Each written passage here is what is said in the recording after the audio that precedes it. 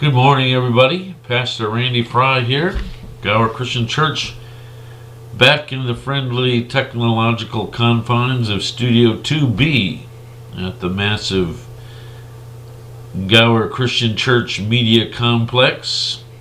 Had some technical difficulties with the mobile unit Tuesday morning, and definitely going to have those hopefully worked out by next Tuesday. But glad that you joined us this morning. Hope the day is going well. You know, once in a while life just tosses you up a nice big softball to hit out of the park. And definitely here's one for you. Take a look at this. This just blows me away.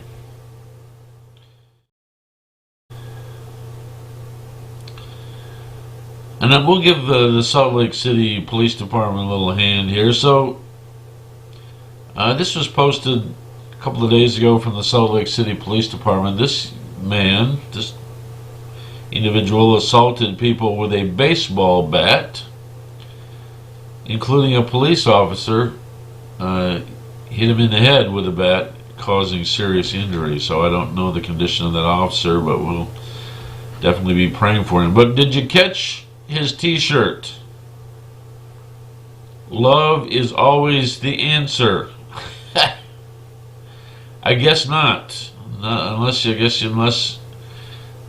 dealing with a cop, because then I guess baseball bats are more appropriate.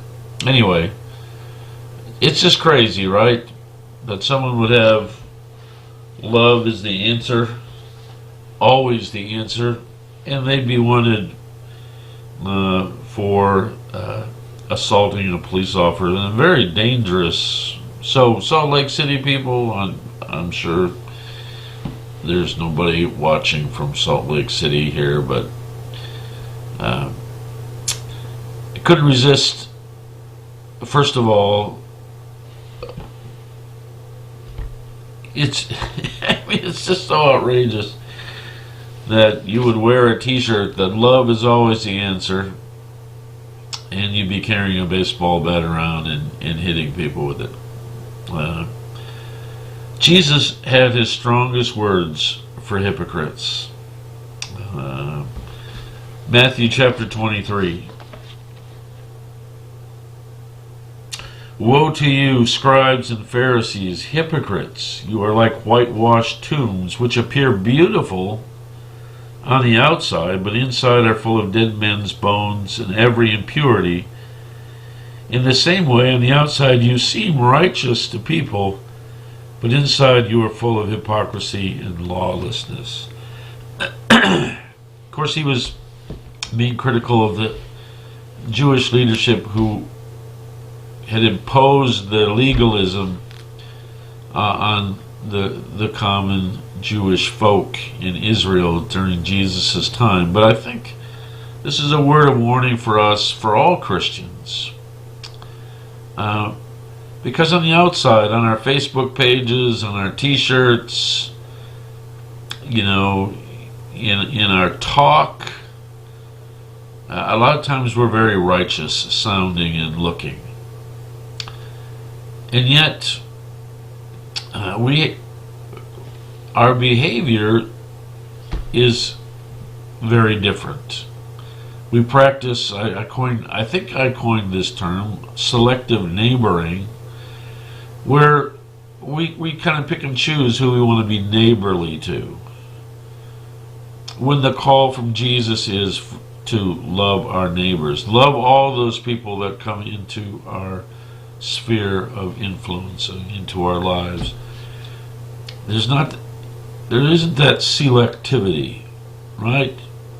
Jesus doesn't call us to be selective neighbors. He calls us to love our neighbors, all of them. And that's not easy to do, don't get me wrong.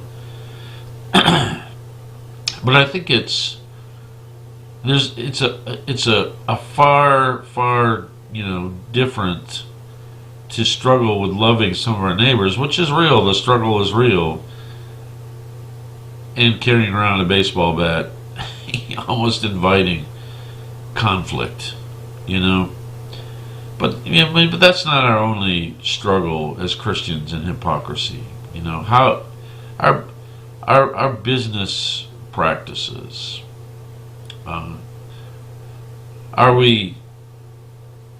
Do we practice Christian principles in our business practices? In our family, I've said it before, but sometimes our families are the hardest ones to show mercy or to make peace with, as the Beatitudes talk about.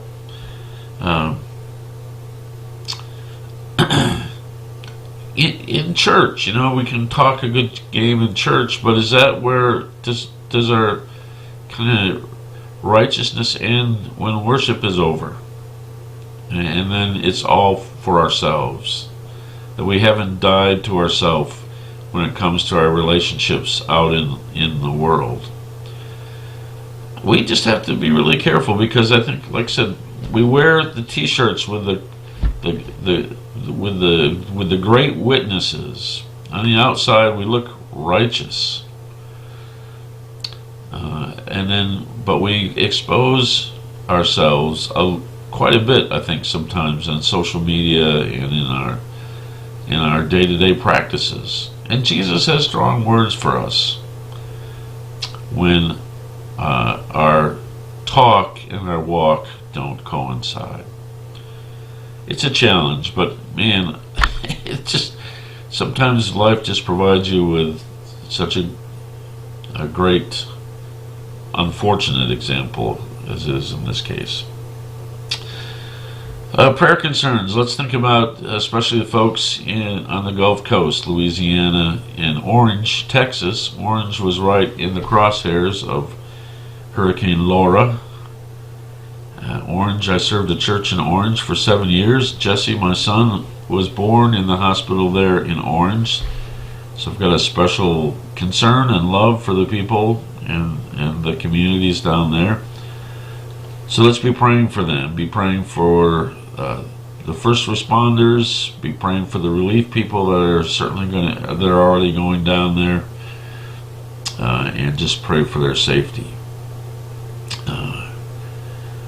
Keep praying for folks like Ernie Lawrenson, Ernie Mallon, who's in rehab in Omaha now, Lisa Snyder, who is suffering some after health effects from her bout with coronavirus.